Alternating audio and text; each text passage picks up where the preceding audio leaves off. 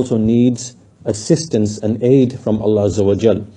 And so all of this is found in the statement of Allah Azza wa Jal, إِيَّاكَ نَعْبُدُ وَإِيَّاكَ نَسْتَعِينُ. Right, so this is something that the whole of mankind is in need of. Right, this sentence, إِيَّاكَ نَعْبُدُ وَإِيَّاكَ نَسْتَعِينُ. You alone do we worship, and from you alone do we seek assistance. And so in the last lesson, Ibn Taymiyyah rahimahullah, he discussed a scenario or a situation which is that because obviously there are different people who have different levels, right? So he gave us the scenario of a person who Allah Azza wa Jal can aid him in acquiring all of the things that he loves and desires and wants from the worldly affairs, right? So for example, he's got, wealth and, whatever else he has. But he has not acquired or attained that worship, which he ought to be pursuing and seeking. And instead, he's distracted with these other things, and Allah aids him in those things. So this type of person who is in this type of situation, then he hasn't really truly actualized the statement La ilaha illallah. He hasn't actualized Tawheed. He hasn't actualized, servitude to Allah. And clearly he has deficiencies. And these deficiencies in all of this is going to lead him to trouble, lead him to harm, lead him to punishment, and things of that nature, right? So, in other words, that amongst mankind there will be found people who are basically fit this description, right? And that's what we discussed in the previous lesson. And today we're going to continue. And here Ibn Taymiyyah mentions another scenario that we're going to discuss.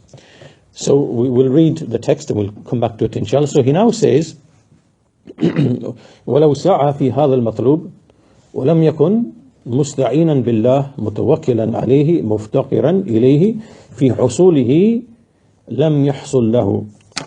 So if a person was to strive in trying to worship Allah, but he does not seek aid from Allah, relying upon Allah, being in need of Allah in achieving this objective, then he will not achieve it, right? In other words, now, so remember, in the last lesson, we were speaking about a person who, he's not really seeking to worship Allah, he's more interested in the worldly things, and Allah aids him in achieving those things, but he himself is not really desiring and wanting to worship Allah, right? And so this deficiency, trying to be in servitude to Allah, even though the worldly affairs, they're being fulfilled for him, Allah is aiding him, and right, this person will receive, punishment and loss and ruin.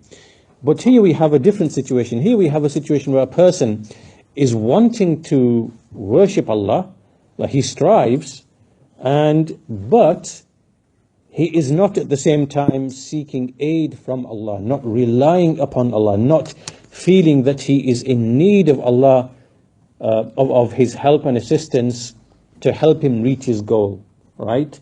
So this person will not achieve that goal. Right? Because remember, we said, إِيَّاكَ نَعْبُدُ وَإِيَّاكَ نَسْتَعِينُ. You alone do we worship, and from you alone do we seek aid. So here, Ibn Taymiyyah then says, فَإِنَّهُ مَا شَاءَ اللَّهُ كَانَ, because whatever Allah wills will occur, وَمَا لَمْ يَشَأْ لَمْ يَكُنْ, and whatever He does not will not occur.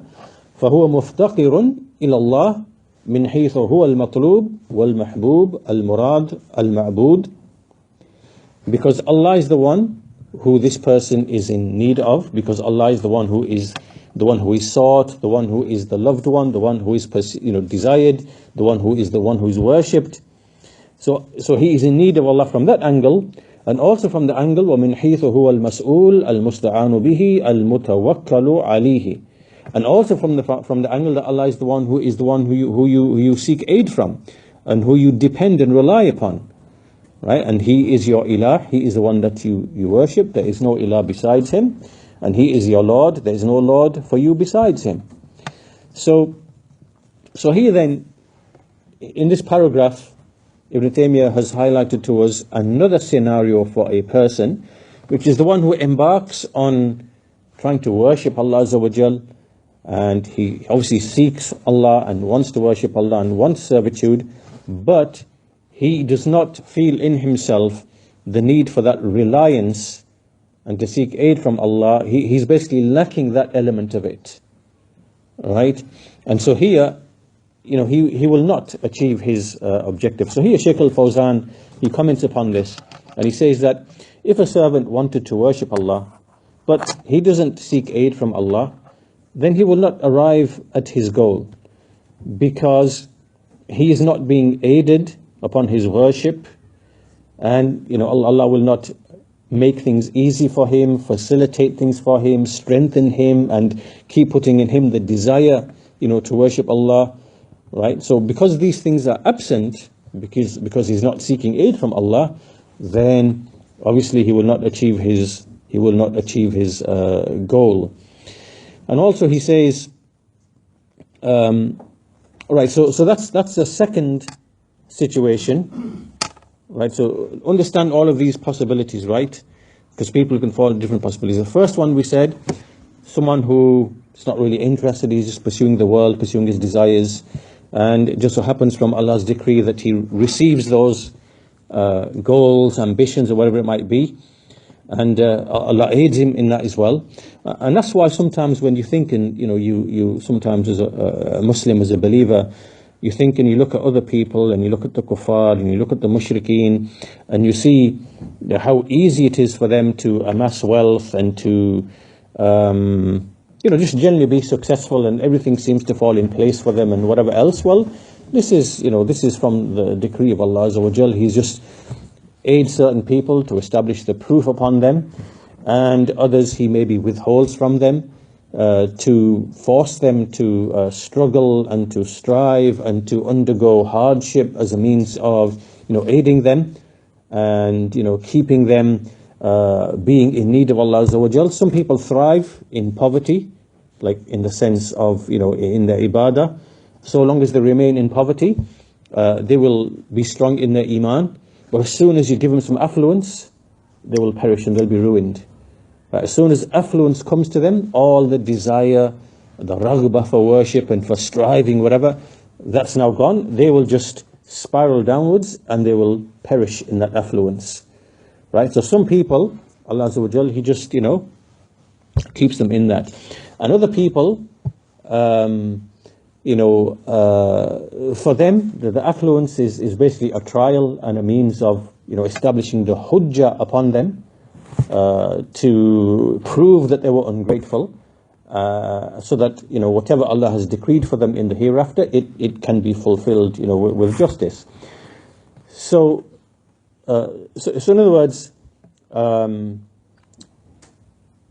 the first category that we discussed last week is a person who doesn't have any desire to worship Allah, right? But his wants, his desires are nevertheless still being fulfilled. He's being aided by Allah in those affairs. This, when you look among the people, you'll find people who are like that. Right? They're not really practicing, or it's just like on the edge, really. But they just seem to be so successful. Everything's going good for them, the career, wealth, possessions, they're happy apparently and everything else, but they don't have any Uboodiyah, servitude to Allah Azza wa Jal. Then you have some people who seek it, but they don't seek aid from Allah Azza wa Jal, in that they don't have that feeling of reliance. They feel that they don't need it. And in fact, this you find among like the Sufis as well. They don't believe that you take the means because it means, we discussed this previously in some of the lessons, if you remember back, where they don't feel the need to rely upon Allah because it's, for whatever reason that we discussed back then. So this is another category of person. This person will never achieve the objective. He will not be aided in that. And then you also have people who, when they seek aid, they do it from other than Allah, right? So this is different from the second person. The second person is one who, he pursues Allah, wants to be in servitude, but is not really seeking aid from Allah Azza wa Jal, feeling the need that he actually is in need of Allah and needs to rely upon Allah, trying to be self-sufficient and trying to, fight. This third person here, which Shaykh al-Fawzan mentions here, indicates in the footnote, is that, a person, he will turn to other than Allah, and thinking that he will be benefited by that person.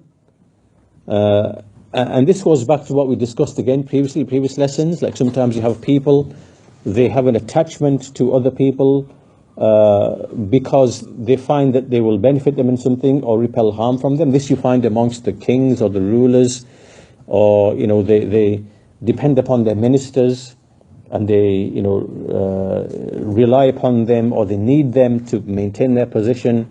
This happens in the worldly relationships and worldly interactions.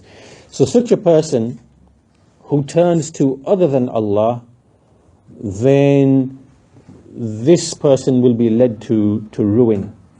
He will not be benefited by that person. As Shaykh al-Fawzan says, "Man iltafata ila ghayrillah wa dhanna annahu yanfa'uhu." Whoever turns to other than Allah and thinks or believes that he will benefit him, وَأَنَّهُ يَدْفَعُ عَنْهُ الضَّرَرَ, and that he will repel hardship from him, فَإِنَّ هَذَا الْغَيْرِ لَنْ يَنْفَعَهُ وَإِنَّمَا يَكُونُ حَسْرَةً عَلَيْهِ. This other person will not benefit him. He is just going to be a ruin upon him. And for that reason, وَلِذَلِكَ الْمُسْلِمُ لَا يُحِبُّ إِلَّا لِلَّهِ وَلَا يَبْغُضُ إِلَّا لِلَّهِ ولا يوالي إلا في الله ولا يعادي إلا في الله ولا يتوكل إلا على الله. So he says, for this reason a Muslim does not love except for the sake of Allah, does not hate except for the sake of Allah, does not show loyalty except for the sake of Allah, does not show disloyalty or enmity except for the sake of Allah, and does not depend upon anyone except Allah. So if you look at this sentence here, really everything in your life comes back down to these issues here, right? If you want to have true servitude to Allah, and you want all of your affairs to be put in order, and if you want all of your affairs to be set aright, right? This is what it ultimately all boils. It starts from this point here, that you love only for the sake of Allah, that you hate only for the sake of Allah, that your loyalties to people, to whoever you show loyalty to, is only for the sake of Allah, your disloyalty is only for the sake of Allah, and your reliance is only upon Allah. If you start off on this point here, then obviously this will put you in servitude to Allah. That will lead you to contentment and tranquility, and all the problems in your life will disappear. Right? This is where it all starts from this point here. If you correct this thing, which obviously begins in the heart, then everything else surrounding you will be put aright. And then Shaykh al-Fawzan says, فَلَا غِنَى بِالْعَبْدِ عَنِ اللَّهِ سُبْحَانَهُ وَتَعَالَى. No servant can ever be free of need from Allah subhanahu wa ta'ala.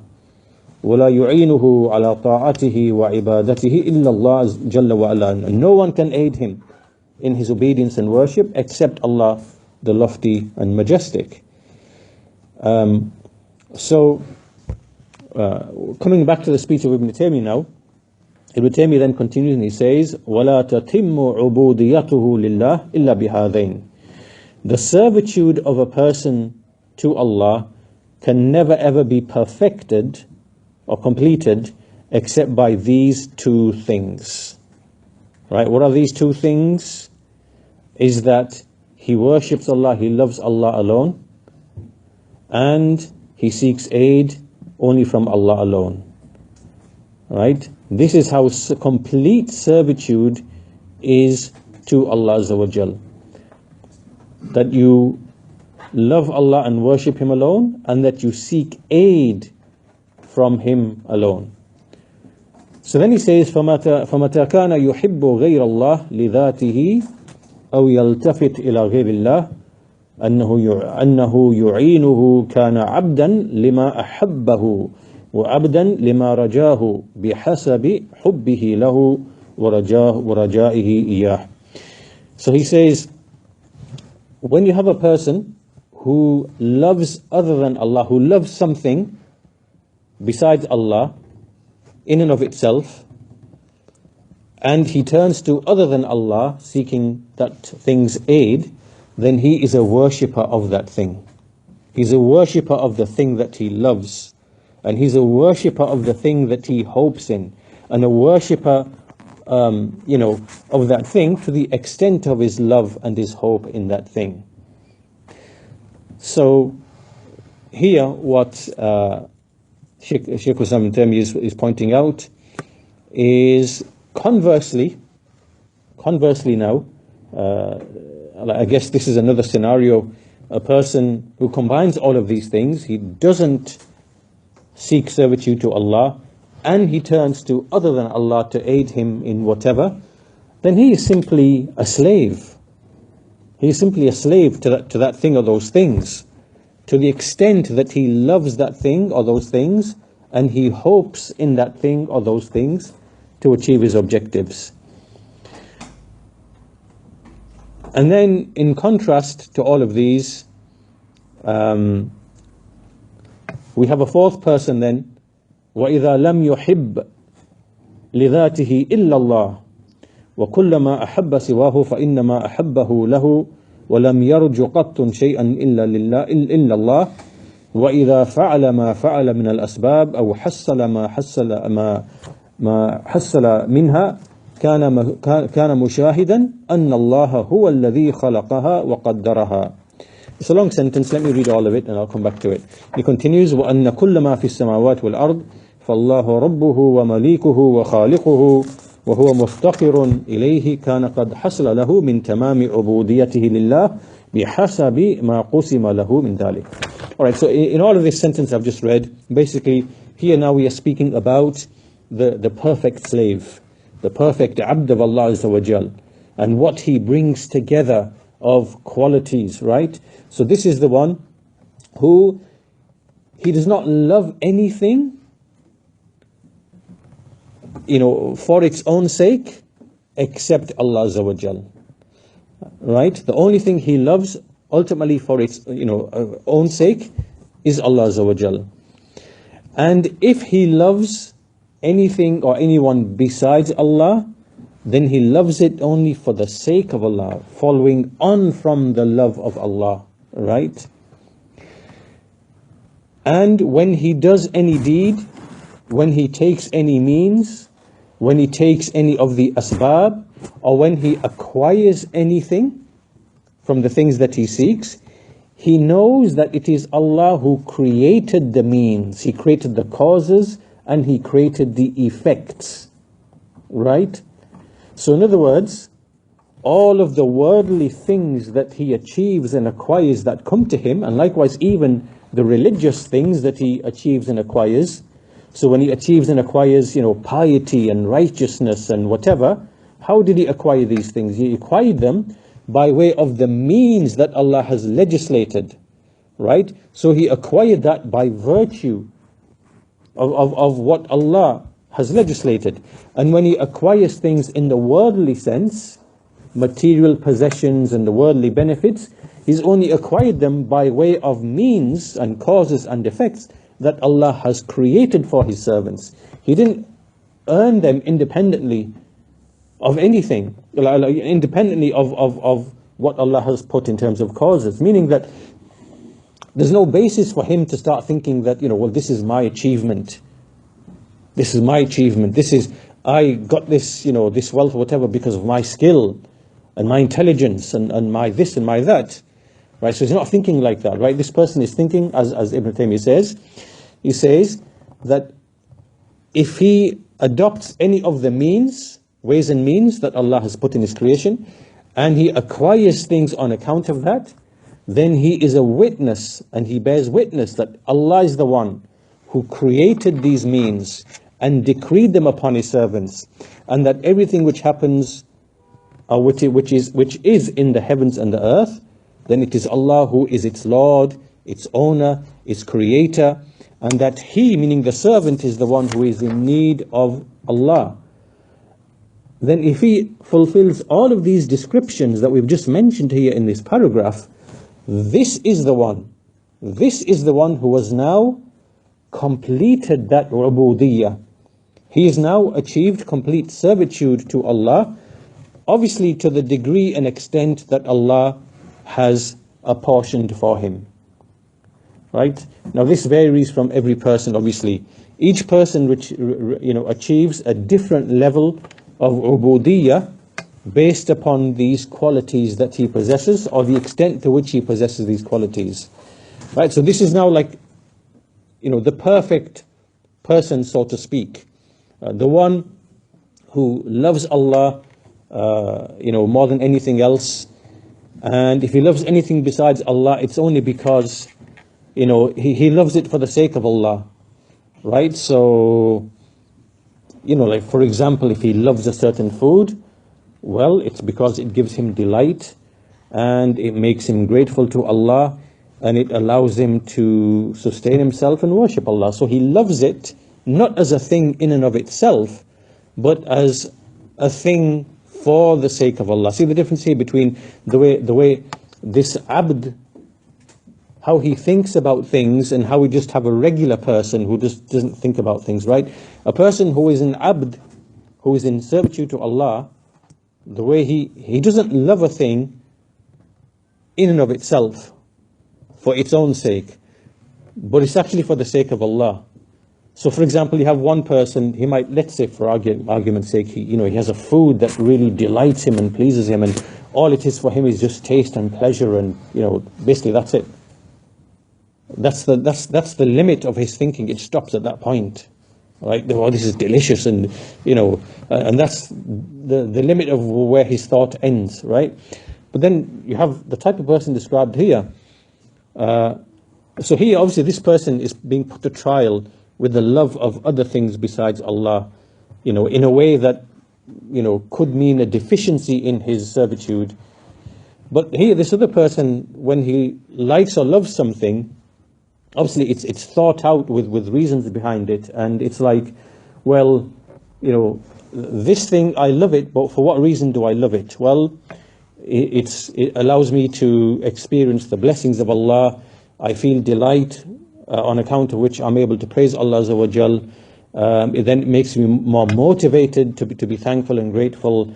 And so really this is a love not for the thing in and of itself, but it follows on from the love of Allah Azza wa Jal. And so now you can then extend this to all of the things that you kind of experience or that you are involved in, right?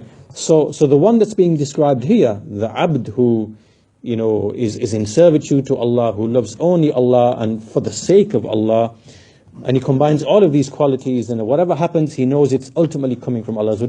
This is the one who has, completed his servitude to Allah to the level that Allah has decreed for him. Because not everybody is in the same level, obviously. Not everyone has the same level of knowledge, but each person, whatever level of knowledge he has, he's still able to reach a level of perfection based upon that knowledge, right? So this now, if you follow like the sequence of what Ibn Taymiyyah is discussing, essentially he's just given us like different scenarios of people that exist, different categories of people that exist in relation to worshipping Allah and seeking aid. So here, this type of person that's being described here, we'll go on to the footnotes of Shaykh al-Fawzan. Shaykh al-Fawzan says here, commenting upon like this passage, the meaning